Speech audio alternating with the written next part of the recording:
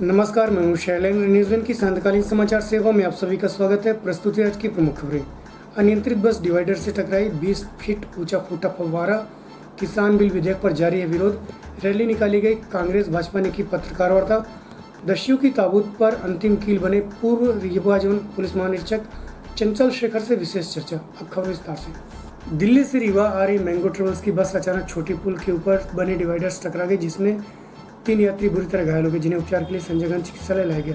प्राप्त जानकारी के अनुसार सिविल लाइन थाना अंतर्गत छोटी पुल में बने डिवाइडर में मैंगो ट्रेवल्स की बस क्रमांक UP 78 FT 7782 शताब्दी बस, जो कि रीवा से दिल्ली के लिए नंबर लेने जा रही थी, अचानक बस का अगला टायर फट गया और बस अनियंत्रित होकर डिवाइडर से टकरा गई। वहीं टक्कर इतनी जबरदस्त थी कि डिवाइडर के अंदर लगी पानी की पाइप फट गई और 20 फीट ऊंचे पानी का फव्वारा फूट पड़ा। वहीं बस का अगला हिस्सा भी बुरी तरह क्षतिग्रस्त हो गया। इस घटना में बस में सवार 3 यात्री सहित चालक घायल हो गए, जिन्हें मौके पर पहुंची पुलिस ने उपचार के लिए संजय गांधी भेजा, जबकि बस को हटाने के लिए क्रेन बुलाई गई। इस दौरान यातायात पूरी तरह बाधित रहा। प्रस्तुत एक झलकी वो बस के कर्मचारी सहित DSP यातायात मनोज वर्मा से जानकारी के अनुसार।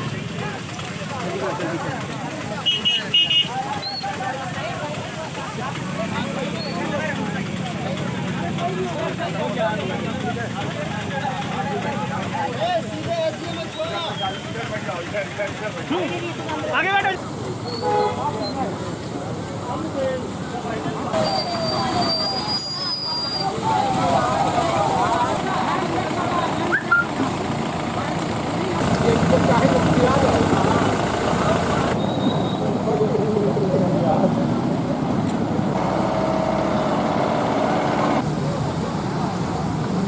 सुमित कुमार गुप्ता।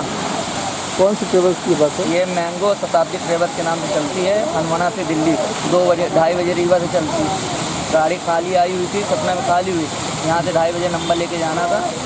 स्टीयरिंग शायद लॉक हो गई तो आगे नहीं रखी। सवारी थी क्या कोई? सवारी 2 लेडी, एक लेडीज थी, एक बच्चा था। दोनों सही सलामत, हल्की चोटें आई। ड्राइवर को चोटें आई, ले गए तुमने गाड़ी। क्या नाम है ड्राइवर का? ड्राइवर मेहनत करके कोई बंदा है, उन्हीं को भेजे थे भैया सपना से। ये घटना हुई है, बस एक भिड़ गई है। क्या पूरा मामला कहाँ से कहाँ आ रही थी? कुछ लोग घायल भी हुए हैं। अब कुछ लोग घायलों होने की सूचना प्राप्त हुई है। ये बस जो है दिल्ली से हनुमाना की बनारस की ओर जाने वाली बस है और ये दुर्घटना आपके सामने दिख रही है। इन कारणों से दुर्घटना है, इसकी जांच बाद में की जाएगी। अभी जो घायल हुए हैं उनको उपचार हेतु रवाना किया गया है और रोड क्लियरेंस के लिए प्रयास किए जा रहे हैं। साथ ही जो रोड पर डायवर्शन तैनात किए गए हैं और प्रयास ये किया जा रहा है कि तत्काल ये बस यहाँ से रोड क्लियर हो जाए और नगर निगम का जो PHE का पानी हो रहा है उसकी पाइपलाइन बंद कराने के लिए उनके ऑफिसर्स भी उपस्थित हो गए हैं और कार्रवाई जारी है। पता चला सर किसकी बस थी ये? अब अभी प्राथमिक रूप से जो दुर्घटना हुई उसको ठीक करना हमारा उद्देश्य है। बाकी चीज़ें जाँच का विषय है, ये बाद में देखेंगे। केंद्र सरकार द्वारा सार्वजनिक संपत्ति के निजीकरण, बढ़ती बेरोजगारी एवं किसान विधेयक के विरोध सहित सफाई कर्मी के नियमितीकरण की 4 सूत्री मांगों को लेकर आज भीम सेना के बैनर तले पंकज चौधरी के नेतृत्व में पार्टी के पदाधिकारी एवं कार्यकर्ताओं द्वारा स्वामी विवेकानंद पार्क से विशाल रैली निकाल नारेबाजी करते हुए कलेक्ट्रेट में तहसीलदार यतीश शुक्ला को देश के राष्ट्रपति के नाम कलेक्टर के माध्यम से ज्ञापन सौंपा। वहीं मांगे पूरी न होने पर बृहद आंदोलन की चेतावनी दी। प्रस्तुत है पंकज चौधरी से जानकारी के अनुसार।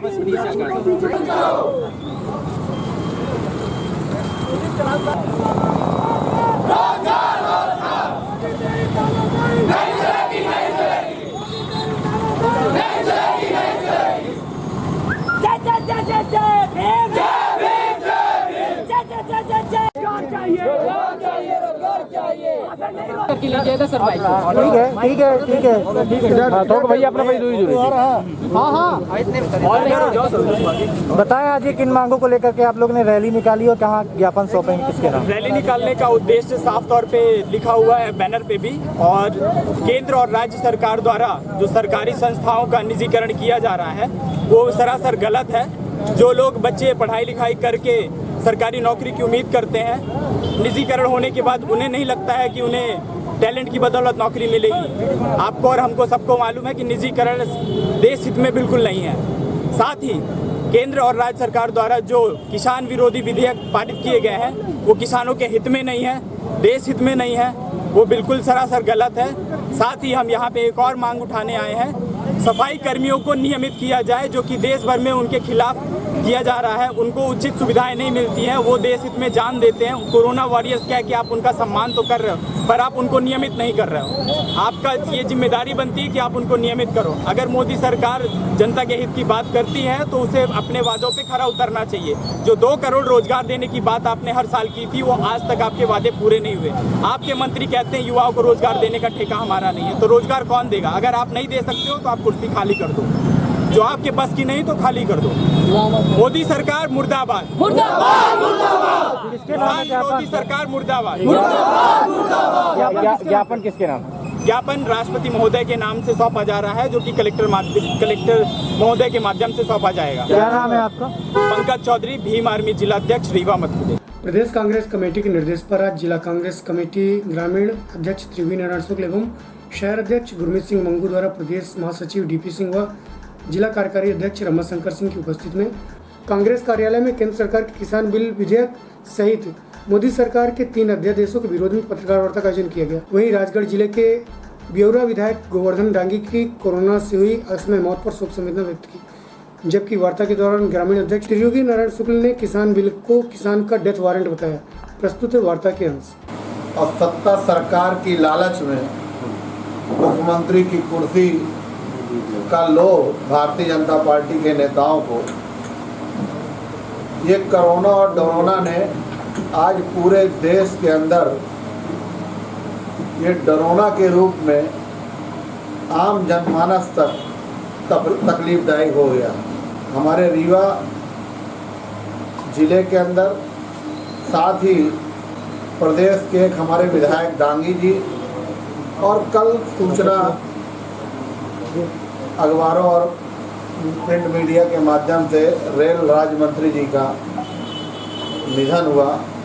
हम उनकी आत्मा की शांति के लिए भगवान से प्रार्थना करते हैं, और साथ ही भगवान से आप सबके माध्यम से निवेदन करते हैं कि ये जो कोरोना और डरोना की बात करने वाले सत्ता के लालची लोग, जो आज इस दुख की घड़ी में हमारे बीच में कोरोना की महामारी में लोग शांत हो गए, उनके परिवार, उनके बीच में क्या बीत रही होगी, ये कोरोना का हंसी बना के रखा। ज़्यादा आज का समय दर्द का है, वो है पेट का दर्द। जब खाने को नहीं होगा तब देश की स्थिति क्या होगी, उस किसान की, जनता की, मजदूर की स्थिति क्या होगी, ये आप सब समझ सकते हैं। भारतीय जनता पार्टी रिया, कंगना, सुशांत में व्यस्त है, और किसान अपने हक के लिए सड़कों पे है। मैं आदरणीय भगत चाचा जी से चाहूँगा कि वो आप सबको, हमारे सभी सम्मानित साथी, सबको सादर प्रणाम, वंदन एवं अभिनंदन। आप सबको पता है, आप सब प्रेस जगत से जुड़े हैं, ये इस केंद्र सरकार लगातार 5-6 साल में पूरे देश को तहस नहस कर दिया। धंधा, व्यवसाय, रोजगार, सब कुछ। एक घर में बनाने के लिए 4 खंभे होते हैं, 3 खंभे इनने पहले ख़त्म कर दिया।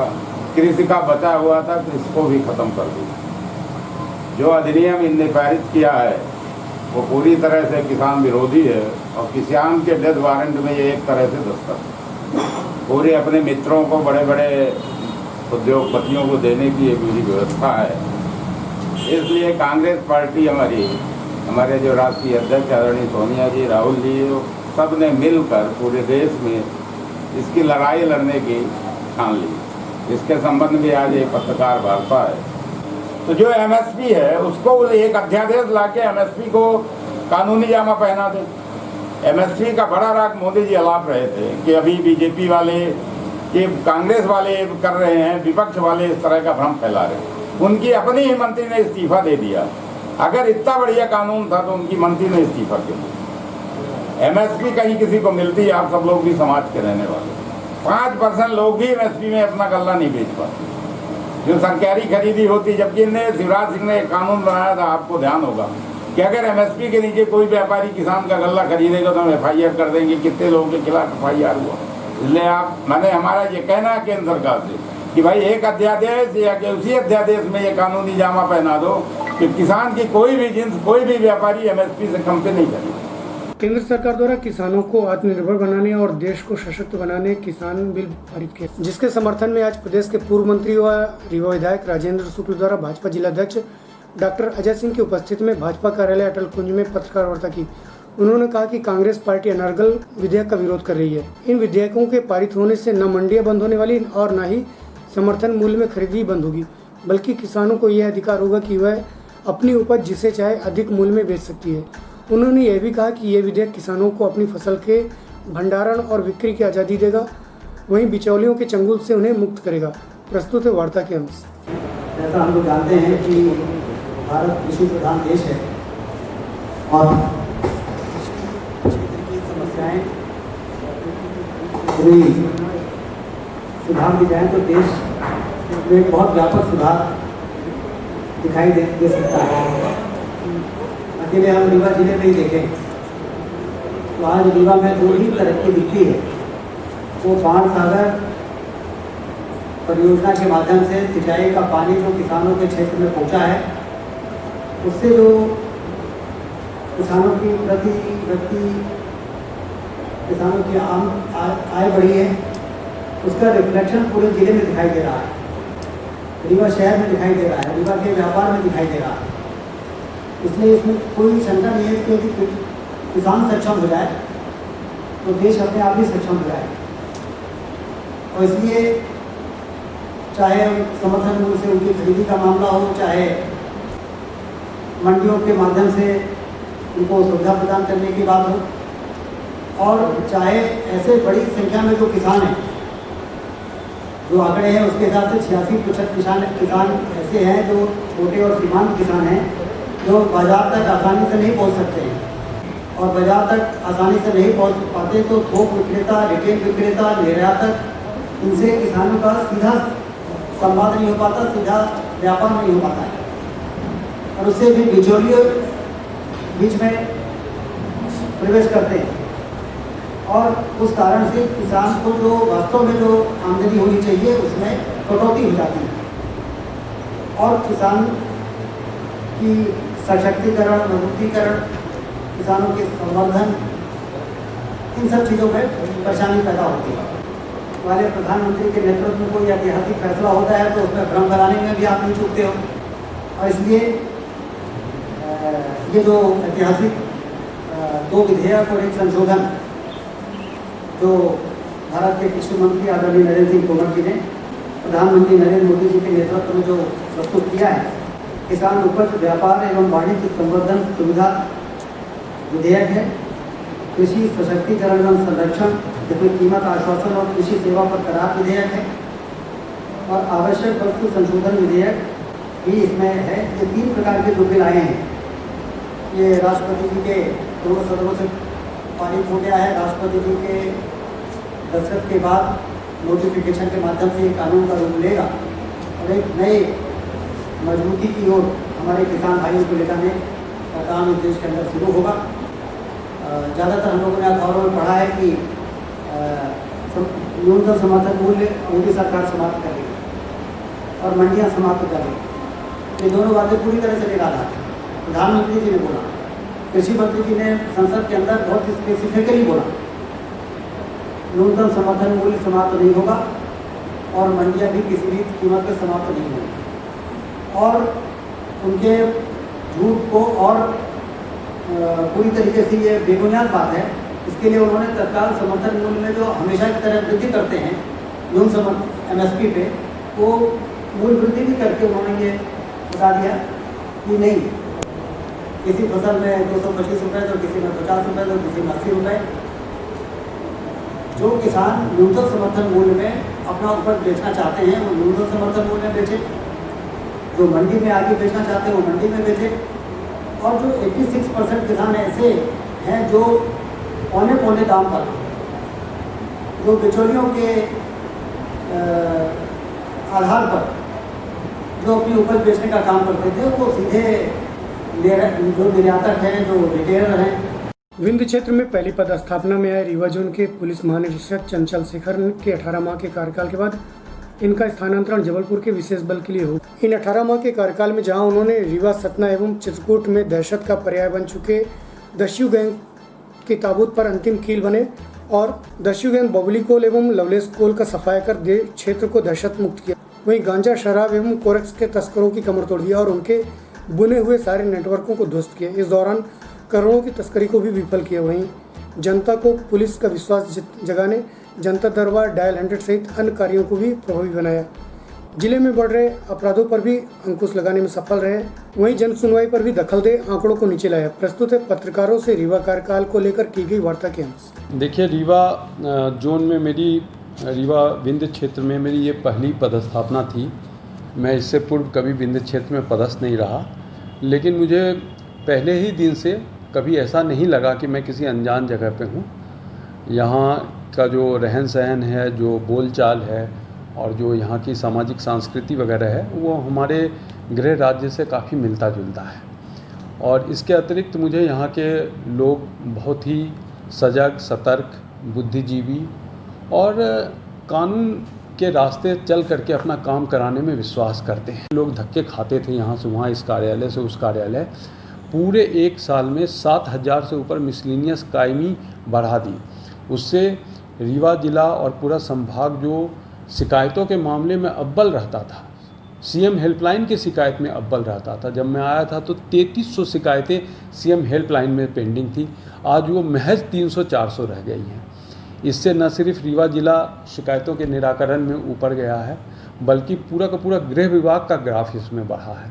तो ये मैंने किया। और जो कोई भी व्यक्ति थाने में घायल होकर आता है, जिसके शरीर के किसी अंग से रक्तस्राव हुआ है, तो उसको एफआईआर देना अनिवार्य है। इसको मैंने ये लागू किया था। अगर मैं अपने कार्यकाल के उपलब्धियों की बात करूं, तो सबसे बड़ी समस्या जो जोन के अंतर्गत थी, वो सतना और रीवा जिले के जो पठार क्षेत्र है, उसमें डकैती समस्या थी, जिसमें कि हर महीने 2 महीने में एक आध अपहरण की घटना या गोली चालन की घटना ऐसी होती रहती थी। और ऐसी ही 1-2 घटना मेरे समक्ष हुई। जब मैं ज्वाइन किया था तो चित्रकूट में 2 जुर्मा बालकों का अपहरण हुआ था, बाद में हत्या भी हुई थी। तो ये निरंतर एक समस्या बनी रहती थी। और दोनों ज़िले के एसपी तो कम, परंतु जो जोन के आईजी थे, यह उनका काम था कि डकैती से क्षेत्र को मुक्त कराना। मुझे आपको यह बात बताते हुए बड़ा गर्व हो रहा है कि पिछले साल सितंबर में जब एक दुर्दांत गिरोह लवलेस कोल और बबली कोल जो लिस्टेड गैंग था, इसने एक ब्राह्मण व्यक्ति की कारीगोही गांव से हरसेर से पकड़ कर ली थी। और उस पकड़ को छूटने के 2 दिनों बाद उसका इनकाउंटर हुआ था पुलिस द्वारा। और उसके बाद आज तक उसके सारे गिरोह के सदस्य पकड़े गए हैं। और पिछले सितंबर 15 की बात है, आज हम सितंबर 21 को बैठे हुए हैं। उस दौरान एक भी कोई डकैती से समस्या, जंगल के में कोई किसी प्रकार की मूवमेंट की समस्या नहीं है। मैं समझता हूं कि पूरे मध्य प्रदेश में ये ताबूत, जो डकैती समस्या का जो ताबूत है, उसमें आखिरी कील का काम करेगा। और इसके बाद बिल्कुल ही क्षेत्र शांत हो गया है और अब वहाँ पे लोग भयमुक्त तरीके से भ्रमण करने लगे हैं। विकास कार्य हो रहे हैं, तेंदुपत्ता की तुराई समय पे हो रही है, कोई वसूली उनसे नहीं हो रही है और लोग जो है अमन चैन से रात में सो। दूसरी उपलब्धि, रीवा में 1-2 संगठित गिरोह थे जो गांजा तस्करी को लेकर के सक्रिय थे। तो बड़े बड़े यहाँ पे सीजर्स हुए हैं। आप लोगों के सहयोग से, आप लोगों की जानकारी के ऊपर काम करते हुए बड़े बड़े कंसाइनमेंट 18 क्विंटल 20 क्विंटल ऐसे के पकड़ाए हैं। कम से कम 12-14 इस तरह के कंसाइनमेंट पकड़ाए हैं जो उड़ीसा से लाते थे। और अभी अगस्त के महीने में सतना ज़िले में जो इस पूरे क्षेत्र का एक बड़ा सरगना था, शराब और गांजा दोनों में, उस अनूप जायसवाल उर्फ जस्सा, उस पर बड़ी कार्रवाई हुई। 2 करोड़ 22 लाख रुपया कैश मिला। उसके 22 अन्य सदस्य गिरफ्तार हुए। कई संपत्ति अटैच हुई, उसका मकान तोड़ा गया और उससे एक बड़े नेटवर्क ध्वस्त हुआ है। और इससे मुझे पूरा विश्वास है कि क्षेत्र में जो मादक पदार्थ की बिक्री और उसका संचालन में रोक लगेगा। रीवा जिले से संबंधित घटनाक्रम की जो कोरोना काल का जो समय था वो बहुत ही चैलेंजिंग टाइम था। और जहां मैं देखता हूं कि रीवा में ट्रैफिक का पालन करवाना बहुत ही मुश्किल कार्य है। अगर एक सिपाही एक चौराहे पे है तो कोई व्यक्ति वहाँ से 10 बार गुजरता है तो 10 बार उसको टोकना पड़ेगा कि भाई साहब आप इधर से नहीं उधर से जाइए, ये नो एंट्री है, इधर से नहीं उधर से जाइए। अगर 10 बार क्या 100 बार है, उसी दिन में अगर वो 10 बार आता है तो 10 बार उसको ना टोकेंगे तो वो घुस जाएगा अंदर। कहने का मतलब ये है कि लोग जो कंप्लायंस का लेवल है, जो पालन की जो एक स्तर है, शासकीय नियमों का पालन का स्तर थोड़ा कम है। लेकिन जनता के सहयोग से मैंने देखा कि बिल्कुल लोग यहाँ जैसे जागरूक अपने राइट्स के बारे में है तो अपने जान के प्रति भी बहुत जागरूक हैं, दूसरों के जान के प्रति भी बहुत जागरूक हैं। लोगों ने बहुत सहयोग किया और एक बिल्कुल पिन ड्रॉप साइलेंस टाइप का स्ट्रीट पे रहा, कहीं कोई वायलेशन नहीं हुआ। इस कारण से यहाँ कोरोना फैलने में वक्त लगा। आप देखिए अगस्त के महीने तक आने तक 10 से ज़्यादा केस किसी दिन नहीं आए। तो ये मैं मानता हूँ कि अगर इस जगह लोगों को विश्वास में लेकर के काम करने की पद्धति डाली जाए तो बहुत अच्छा सहयोग मिलेगा। रीवा के लोगों को मैं यहाँ के लोगों को जो उन्होंने सपोर्ट दिया पुलिस को, और जो मुझे व्यक्तिगत रूप से प्यार दिया है, जो स्नेह दिया है और जो सहयोग किया है, उसको मैं कभी नहीं भूलूंगा और मैं जीवन भर यहाँ के कार्यकाल को याद रखूँगा। चलते चलते आज की प्रमुख खबरें एक बार पुनः। अनियंत्रित बस डिवाइडर से टकराई, 20 फीट ऊंचा फूटा फव्वारा, किसान बिल विधेयक पर जारी है विरोध, रैली निकाली गई, कांग्रेस भाजपा ने की पत्रकार वार्ता, दस्युओं की ताबूत पर अंतिम कील बने पूर्व रीवा जोन पुलिस महानिरीक्षक चंचल शेखर से विशेष चर्चा। आज की खबरों में बस इतना ही। कल्पना उपस्थित होंगे नई खबरों के साथ, तब तक के लिए हमें इजाजत दीजिए। नमस्कार।